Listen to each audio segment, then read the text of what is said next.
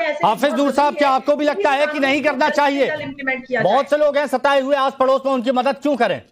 आपको भी लगता है? अब सताए हुए तो बहुत सारे, उन्हीं सताए हुए लोगों ने तो भारत को इस स्थिति में लेके आया है। हाफिज नूर साहब, भारत का विभाजन किसने किया? आप विभाजन करते रहेंगे, हम सबको साथ। हमारा मुल्क धर्मनिरपेक्ष मुल्क है। के लिए तो बहुत, हम चाहते हैं कोई मसला हो, कोई मामला हो तो एक समुदाय को टारगेट करके नहीं होना चाहिए।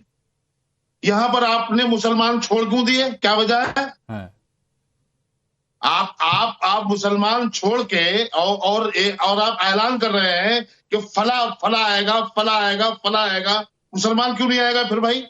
मुसलमान अच्छा, बहुत सारे ममालिक में पीड़ित है, परेशान है। बार बार इस बात का जिक्र हुआ है हाफिज भाई, बार बार इस बात का जिक्र हुआ है कि पाकिस्तान, बांग्लादेश, ढेर सारे अल्पसंख्यक, वहां पर अल्पसंख्यक में कौन है? हिंदू, बौद्ध, जैन, क्रिश्चियन, कौन है या मुसलमान? एक बात इनसे पूछ लीजिए, पहले अल्पसंख्यक क्यों? श्रीलंका में मुसलमान पीड़ित है, परेशान है, उनके साथ इंजस्टिस हो रहा है, उनको श्रीलंका में मुसलमान पीड़ित है, परेशान है, अल्पसंख्यक है, बुलाओ उन्हें भारत में, तो फिर उनको वही देश में आकर मिलना है। भाई साहब, आप उस देश को कानून के दायरे में लेकर के आओ उन्हें।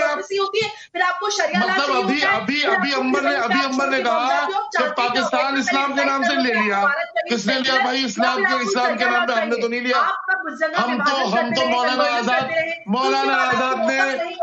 आजाद ने दिल्ली की जामे मस्जिद की सीढ़ियों पर खड़े होकर के तो हमसे वादा किया था। अच्छा, उस वादा पर यकीन करके हमारे अजदाद, हमारे पूर्वज भारत में रुके हैं। क्या बात करते हो आप लोग? मौलाना आजाद की बात आ रही है, उनके भी दस्तखत थे, सरदार पटेल के भी थे, जवाहरलाल नेहरू, उनके भी दस्तखत थे। एहसान अब्बासी साहब जल्दी से अपना रिएक्शन भी दे दीजिए। कौन है अल्पसंख्यक पाकिस्तान में, बांग्लादेश में, अफगानिस्तान में, जिन देशों की बात हो रही है जहां पर प्रताड़ित किया जा रहा है लोगों को? कौन है वो लोग? जरा जल्दी से बताइए। हाँ, ऐसे क्या है कि मैं सबको सुना, मुझे 2 मिनट दे दो। बोलिए। जब बंटवारा होता है तो हिंदू मुसलमान का बंटवारा हुआ, पाकिस्तान दे दिया मुसलमानों के लिए, और हम लोग हिंदुस्तान में गए। हमें हिंदुओं ने, हमें सिखों ने, हमें ईसाइयों ने हमारा साथ दिया, हमें पाला पोसा, हमें बड़ा किया, व्यापार किया, व्यवहार किया। आज मुट्ठी भर लोग उन्हीं हिंदुओं का विरोध कर रहे हैं जो बेचारे हमारे हिंदुस्तान के भाई पाकिस्तान में बांग्लादेश चले गए थे। आज बड़ी देश की विडंबना है हिंदू समाज में, सिख समाज ने हमें यहाँ पे पाला, हमारा साथ दिया, हमारा व्यापार किया, हमें व्यवहार किया। आज हमारे देश के मुसलमान जो मुट्ठी भर मुसलमान है, जो चाहे जमा है, वो विरोध कर रही है उन हिंदू मुस्लिम सिख ईसाइयों का, क्योंकि वो नहीं चाहते आप देश में नागरिकता मिले। अब्बासी साहब पता नहीं लीजिए, आपने थोड़ी सी बात कही। अब्बासी साहब, आपने शुरुआत में मुश्किल से 2 मिनट मांगे थे, 30 सेकंड आपने बोला, हाफिज नूर साहब को आपत्ति हो गई। मुझे आपत्ति की बात से सुनो, मुझे आपत्ति इसमें है कि आपकी बात समझ में नहीं आ रही है। क्या कहना चाहते हैं आप? समझ ऐसी बात कर रहे हो आप? मंसूर, आवाज साफ नहीं आ रही इनकी। बिल्कुल आवाज थोड़ी और क्लियर कराती, लेकिन शुरुआत में जो सुना। हाँ हाफिज जी बताइए, क्या गलत बोला अब्बासी जी ने? मैंने अब्बासी साहब को समझ नहीं पाया, तभी तो मैंने आपत्ति की कि आवाज समझ में नहीं आ रही है, और आपने कहीं का उठा के कहीं। उन्होंने शुरुआत में बोला कि कितने सारे लोग थे और यहां पर कैसे मदद की गई भारत में, उनकी हिंदुओं ने मदद करी, और फिर से सवाल उठाए जाते हैं। ये उन्होंने बोला, आपने तुरंत बोला ये गलत है। मुसलमान आपस में रह रहे हैं, आप लोग रहने नहीं देना चाहते, अलग बात है। भारत में तो हिंदू मुसलमान कल भी रहते थे, आज भी आराम से मोहब्बत से प्यार से रह रहे हैं। लेकिन आपकी आवाज, एहसान अब्बासी साहब एक बार आपका ऑडियो क्लियर कराते हैं। एहसान अब्बासी साहब एक बार आपका ऑडियो क्लियर कराते हैं, आपकी आवाज स्पष्ट नहीं आ पा रही है, तो इससे दिक्कत हो सकती है। दानिश जी बोलिए। दीक्षित जी, मैं कुछ कहना चाहता हूँ। पहले तो मैं आपको बताऊं कि पैनल में बैठे हुए जो लोग हैं, मेरी आवाज आ रही है? हाँ, आ रही है। हाँ, सबसे पहले तो पैनल में बैठे हुए जो लोग हैं ना, उनके पास मुझे लगता है कि आंकड़े पा लेने की जरूरत है। पाकिस्तान की बात हो, बांग्लादेश की बात हो या अफगानिस्तान की बात हो, वहां से आने वाले भारत के लोग और वेस्टर्न वर्ल्ड में जाने वाले जो लोग हैं, उनको आप देखेंगे तो शायद कहीं बहुत बड़ा आंकड़ा आपको मिलेगा वेस्टर्न कंट्रीज की तरफ जाने वाले लोगों का। तो ये जो आर्ग्यूमेंट है, ये आर्ग्यूमेंट ही बेसलेस है। और दूसरे नंबर देखिए, इंटरप्ट मत करिए, देखिए इंटरप्ट मत करिए। बोलिए तो फिर ठीक नहीं। अब सवाल यहाँ आके ये खड़ा है कि मुझे ये बताइए कि मैंने आपसे पूछा कि अगर भारतीय जनता पार्टी की सरकार को ऐसा लगता है कि वहां प्रताड़ना हो रही है, तो मैं ये कह रहा हूं कि दोनों मोर्चे पे या तो उनके ऊपर दबाया जाए, क्योंकि देखिए किसी के ऊपर भी दबाव की आपको लगता है कि हो रही है कि नहीं हो रही? पहले आप अपना नजरिया बता दीजिए, थोड़ा सा अपना बताइए ना, हो रही है कि नहीं हो रही है? देखिए, देश में क्या फैसला करना है ये देश की आवाम तय करेगी, नरेंद्र मोदी जी, अमित शाह तय नहीं तो आप भी तो आवाम है ना देश की, आप भी देश की आवाम है। आपको लगता है कि वहां पर प्रताड़ित किया जा रहा है या नहीं? कह रहे हैं कि सुनिए, इसीलिए कह रहे हैं कि मुझे लगता है कि किसी को सीएए में इंक्लूड करने से बेहतर है कि किसी को रोजगार देना ज्यादा इंपॉर्टेंट है, किसी की बहन की सुरक्षा करना ज्यादा इंपॉर्टेंट है, किसी की आर्थिक स्थिति जो है उसको पहुंचाना। हर्षवर्धन जी सुन रहे हैं आप? हर्षवर्धन जी आपने सुना? हर्षवर्धन जी, ये इतने सुविचार जो यहां पर आए हैं उस पर आपका रिएक्शन? नहीं हिमांशु, मैं क्या ही कहूं अब, मतलब अगर हम जिसको कहते हैं ना कि कहीं की बात कर रहे हैं, कहीं की और बात करने लगे, तो उसमें मैं क्या कहूं। सीए को लेकर इस तरह की जब चर्चा होने लगती है तो हमें लगता है कि देखिए, सच इनको भी पता है, विरोध करने की कोई वजह है नहीं। और मैंने शुरू में कहा, फिर से दोहरा रहा हूं, जब इसमें मुसलमान है नहीं तो उसका विरोध कैसे हो गया? और देश के मुसलमानों से तो कोई लेना देना ही नहीं। इसको जाने कितने जो जहीन मुसलमान हैं, जिनको थोड़ी समझ है, वो बार बार समझा भी चुके हैं। लेकिन चूंकि जिनको अपनी दुकान चलानी है, जिनको लड़ाई लड़ना है, जिनको भागे लड़ाने और बचना चाहिए, मतलब मुस्लिम ममालिक से लोग आ रहे हो, लेकर के आ रहे हो, जो मतलब मुसलमान दूसरी जगह पर फंसे हुए, उनकी बात ही नहीं कर रहे हो आप। ये क्या है?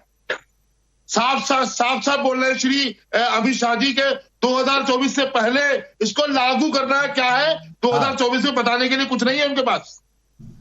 अच्छा, तो आपको इस बात से आपत्ति है कि 2024 से पहले लागू करवाया जा रहा है? लागू करवाया जा रहा है 2024 से बताने के लिए कुछ और नहीं है। तो सरकार देश में मैंने आपसे पहले भी कहा, देश में ट्रेन मांग रहा है, क्यों नहीं दे रहे? ठीक है हर्षवर्धन जी, एक बार लारी जी को सुन लेते हैं। हाँ जी, लारी साहब प्लीज। अब्बासी साहब आपका ऑडियो क्लियर करवा रहे हैं, एक मिनट प्लीज टीम, जरा देखिए इनका ऑडियो क्लियर हो जाए। लारी साहब प्लीज बोलिए। देखिए, कई चीजें सब बीच में बात हुई है। कुछ लोगों ने कहा कि पाकिस्तान में और बांग्लादेश में लड़कियों का शोषण हो रहा है। तो भाई 13 लाख लड़कियां हिंदुस्तान से गायब है, अकेले गुजरात से 6 लाख गायब है, उनके बारे में भी सोचना चाहिए।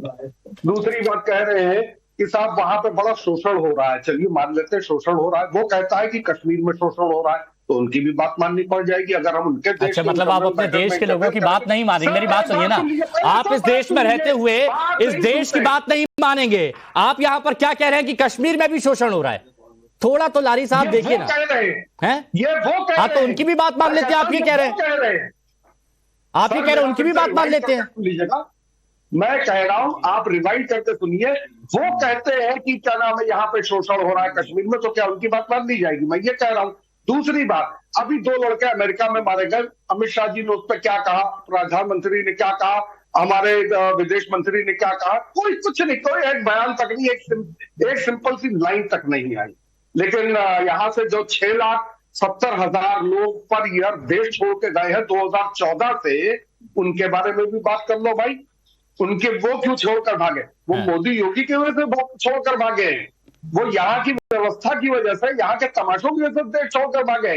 6 लाख, 6.5 लाख, 7 लाख के लमसम में लोगों ने भागे हैं, तो भाई उतने लोग तो वापस भी नहीं आ रहे। दूसरी बात, अच्छा, आप लोगों को मेरे को बस एक बात बताइए प्लीज लारी साहब, एक मिनट, मेरे को बस एक चीज थोड़ा सा क्लियर कर दीजिए। तारिक अहमद लारी जी, दानिश कुरैशी जी और हाफिज नूर अहमद साहब, मेरे को बस एक बात क्लियर कर दीजिए, क्या सीएए से इसलिए दिक्कत है क्योंकि इसमें मुस्लिम शामिल नहीं है? सर क्या गारंटी है कि बस ये बताइए, क्या इसमें मुस्लिम शामिल नहीं है? इस बात से आपत्ति है हाफिज साहब? क्या गारंटी है कि वहां से आईएसआई एजेंट उनके देश में ना आए? मैं ये पूछ रहा हूँ, क्या गारंटी है? आप तो कह रहे हिंदू हो सकता है वो आईएसआई एजेंट हो, अब क्या करिएगा?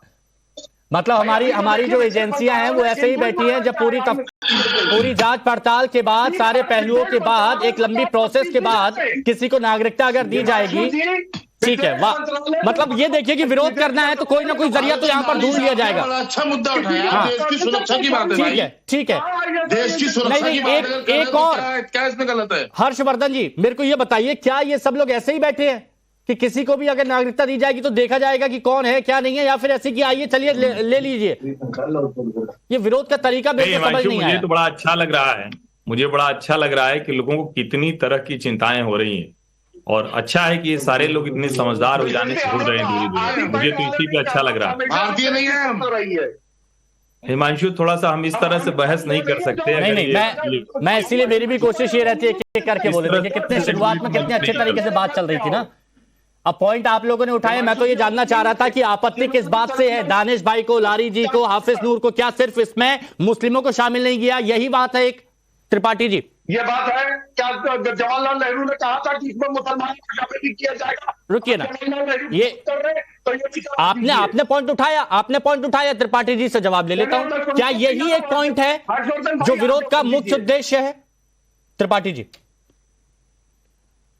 देखिए हिमांशु जी, मैं फिर से कह रहा हूं कि जितनी समझदारी की बातें लोग कर रहे हैं सीएए के बहाने, जिससे भारत के मुसलमानों का कोई लेना देना नहीं है, उससे इतना तो तय है कि चलो इसी बहाने थोड़ा सा समझदार लोग हो रहे हैं, वरना तो उन मुद्दों पर भी वो ऊट पटांग बातें करते थे। अब अगर कोई दूसरे आंकड़े गिनाने लगे, और भाषा आप देखिए किसके डर से लोग देश छोड़कर भाग रहे हैं, यानी जो लोग अलग अलग देशों में जा रहे हैं और वो ज्यादातर समृद्ध लोग हैं। ये दुनिया के किसी भी देश में, विकसित से विकसित देश से भी लोग दूसरे किसी देश में जाते हैं अपनी कारोबारी जरूरत के लिए, अपनी दूसरी जरूरतों के लिए, अपनी सुविधा के लिए, तो यहां से भी लोग जा रहे होंगे। लेकिन जब हम नागरिकता कानून की बात करते हैं तो वो शुद्ध रूप से उसमें और कोई दाएं बाएं नहीं जाना है। जो प्रताड़ित लोग हैं, उन प्रताड़ित अल्पसंख्यक, बुनियाद क्या है? धार्मिक आधार। उन प्रताड़ित अल्पसंख्यकों को भारत सरकार ने कहा कि भाई ये नियम है, हम आपको नागरिकता देंगे। इसका ये भी मतलब नहीं हुआ कि अगर कोई मुसलमान पाकिस्तान से आएगा या बांग्लादेश से आएगा तो उसको नागरिकता नहीं दी जा सकती। उसके लिए सामान्य दूसरे नियम है, कम से कम इतना तो समझना चाहिए। स्पष्ट करिए। अच्छा, ये स्पष्ट कर दीजिए त्रिपाठी जी, स्पष्ट कर दीजिए प्लीज। क्या वहां पे जवाहरलाल नेहरू जी ने साइन किया था, वो क्या ये लिखा था उन्होंने कि इसमें मुसलमान को शामिल नहीं किया जाएगा? क्या जो राजेंद्र प्रसाद जी ने साइन किया? सवाल समझ गए, ये लिखा था, सवाल समझ गए। त्रिपाठी जी प्लीज इसका जवाब दीजिए, संशय दूर कीजिए। शामिल नहीं किया जाएगा। देखिए, मैं फिर से कह रहा हूं कि कौन लिख के क्या गया, कौन साइन क्या कर गया, तंज वंज में अच्छा लगता है लारी। जब गंभीर बहस हो, भारत की सरकार जो जिस समय रहेगी, उसी की बात तो कह रहे हैं वो आप अगर जवाब देने देंगे तो जवाब तो ले लीजिए। नहीं आते ना तारिक अहमद लारी, मुस्कुराते हुए अच्छे लगते हैं, लेकिन पहले बात पूरी हो जाने दीजिए। अरे कमाल करते हैं आपके नेता ने ये बात कही है, मैं सुनूंगा कैसे? अच्छा लारी साहब, आपने बोला अच्छा लगा, लेकिन उनको सुन लेते ना।